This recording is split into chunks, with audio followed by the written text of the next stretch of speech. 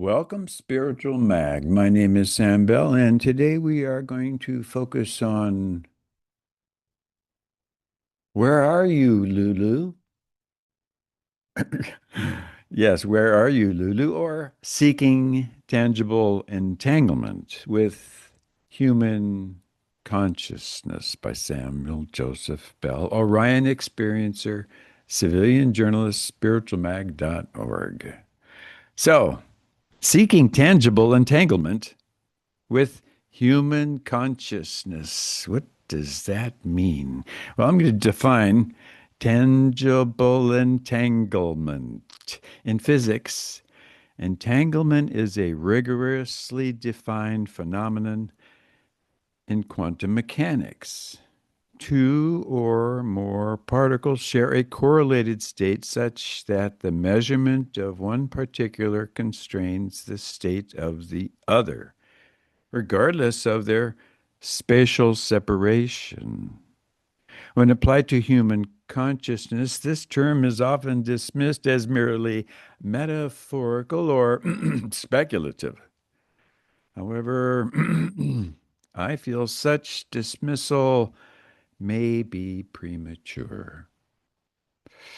The key hypothesis of tangible entanglement with human consciousness is as follows. Consciousness may participate in non local correlations that cannot be reduced to direct sensory transmission or classical signal exchange. This hypothesis does not require neurons to function as quantum particles, but directly challenges whether prevailing models of mind and physics can explain all observable relational phenomena associated with conscious experience. This inquiry lies at an interdisciplinary frontier, drawing on neuroscience, the philosophy of mind, information theory, and foundational physics. Together, we can proceed responsibly by first seeking to clarify the understanding of consciousness. Lulu, where are you? So, now, consciousness as a system, not an object. Okay? A persistent obstacle in discussing the consciousness of what is the implicit assumption that it is a discrete object rather than a dynamic process. Contemporary neuroscience increasingly characterizes consciousness as an emergent property of distributed neural activity. That's neuroscience talk. A continuous integration of perception, memory, prediction, and effect. That's neuroscience talk. And a coherent, sensitive phenomenon in which relational dynamics matter more than isolated components. Ooh, that's so cool. That's all neuroscience. I'm a neuroscience guy. In physics, entanglement similarly refers to not a thing, but a relation within a system. Okay, I'll just keep my voice down. It describes how components are informationally linked. This parallel is essential. If consciousness is fundamentally relational rather than localized, then entanglement like behavior becomes conceptually plausible without violating known physical laws. Information, not matter, as the conceptual bridge. The conceptual bridge is the information, not the brain cells. Information theory provides a disciplined framework for exploring this possibility. Key observations include information is always physically initiated, yet not reducible to any single material substrate. Lulu, where are you?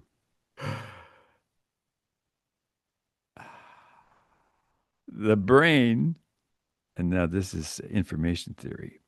The brain processes information through oscillations, resonances, phase synchrony, and recursive feedback loops. Consciousness, awareness strongly correlates with large scale neural coherence, particularly in gamma and theta frequency bands. In physics, entanglement does not involve energy transfer or superluminal signaling. Instead, it reflects shared informational structure within a system. I repeat, instead, it reflects shared informational structure within a system. That's the answer. This supports a central hypothesis. Listen, here we go. Consciousness may generate partially non local information states, particularly under conditions of high coherence, enabling correlated mental or experiential states across individuals or systems. So the empirical domains where the question becomes testable, well, although no experiment has conclusively demonstrated consciousness space entanglement, several empirical domains raise questions that merit serious scholarly attention. Lulu, is that you? Interpersonal neural synchrony, for example. Now, social science demonstrates that individuals engage in sustained interaction, conversation, music making, ritual, or teaching often exhibit measurable, this is measurable, neural synchrony. Their brains are all doing the same thing with EEGs and fMRIs. You can see it. Notably, synchrony can transiently persist even when sensory coupling is reduced. And notably, emotional salience and shared intention amplify coherence. Ooh. These findings show that shared meaning measurably affects nervous system dynamics. This is all measurable, so it's not, it's not it's not a placebo. So, well, wait a second. You have placebos, nocebos, and expectation each have effects. The placebo effect illustrates that informational states, belief, trust, expectation, can produce genuine physiological changes, including alterations in immune function, pain perception, and hormone levels. If information can exert downward causation from mind to biology, it's reasonable for us to investigate whether informational states might also exert lateral influence between minds under specific relational conditions.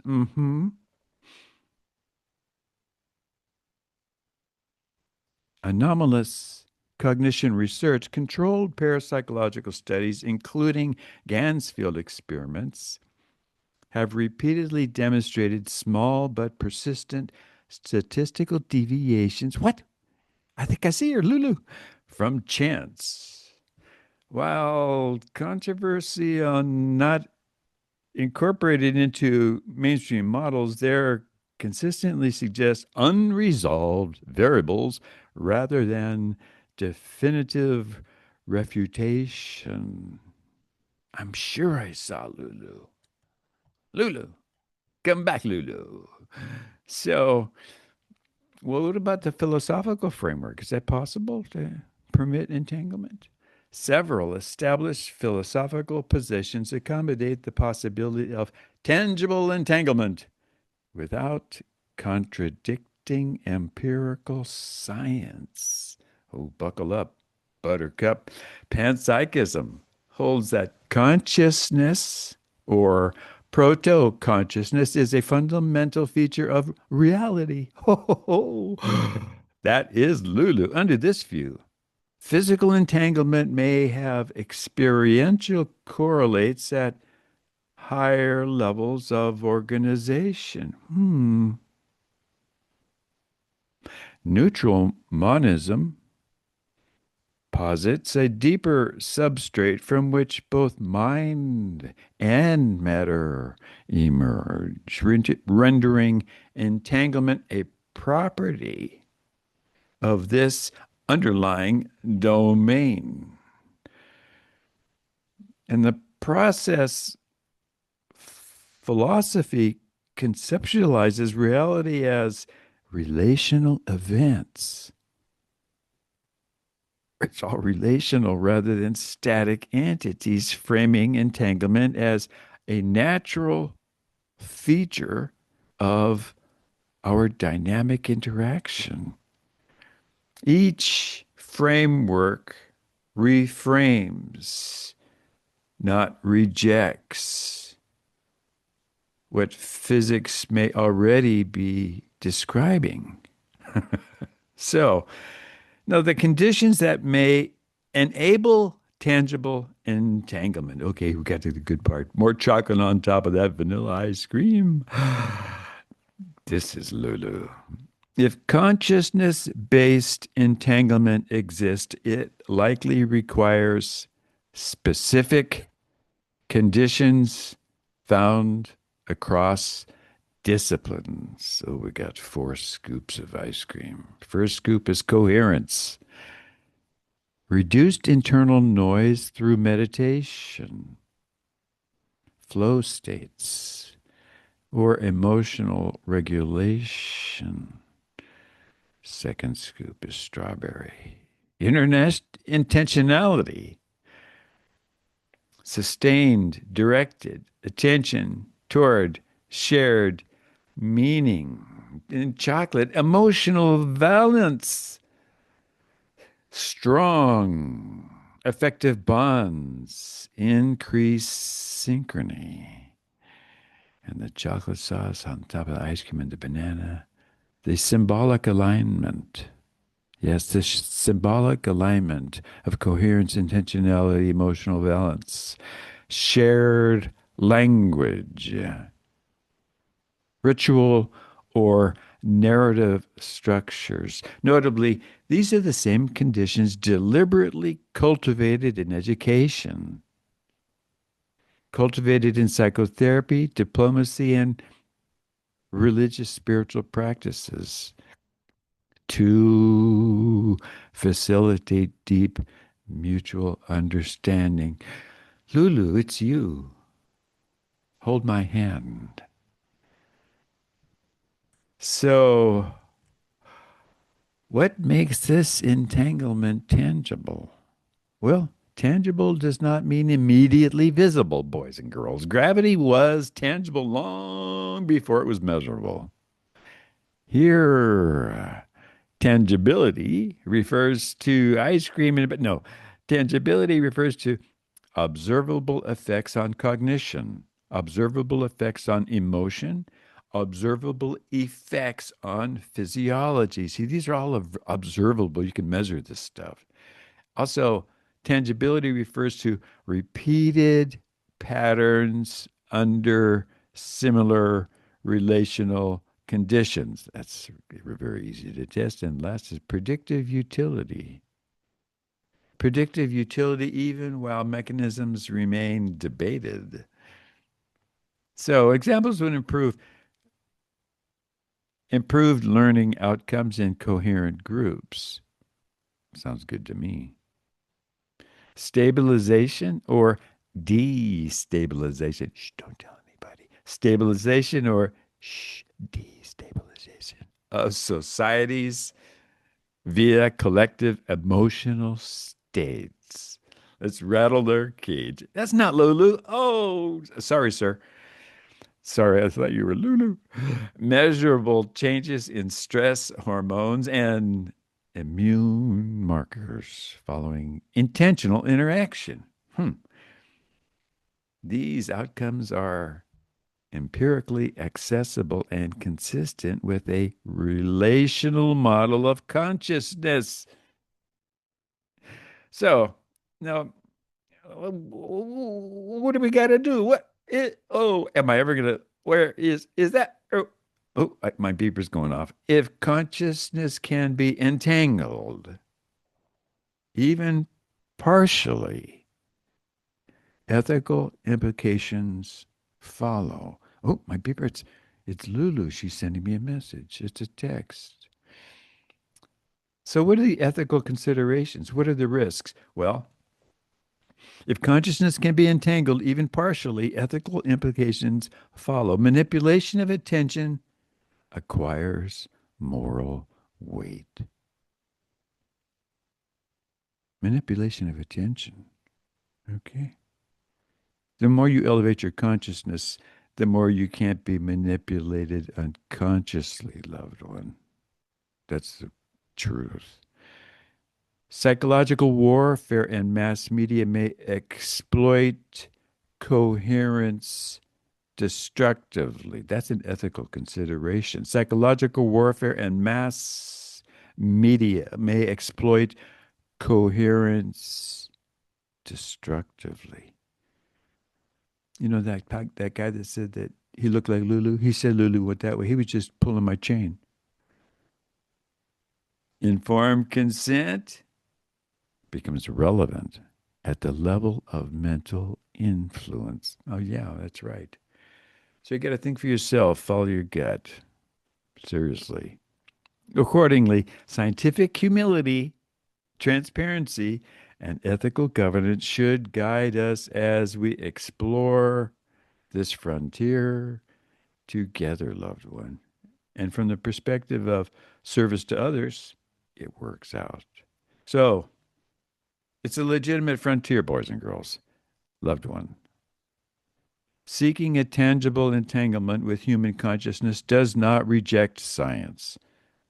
Rather, it extends our inquiry into domains where information, relationships, and meaning may exert causal forces.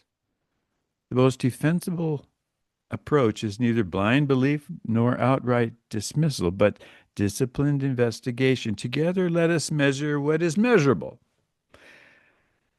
Oh, it's Lulu. She's sending me a message and question hidden assumptions and refine our models as evidence evolves. Yes, Lulu. Oh, I missed you.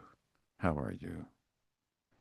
You and all your loved ones are always in my prayers. Samuel, Joseph Bell, Orion Experiencer, civilian journalist, www.spiritualmag.org.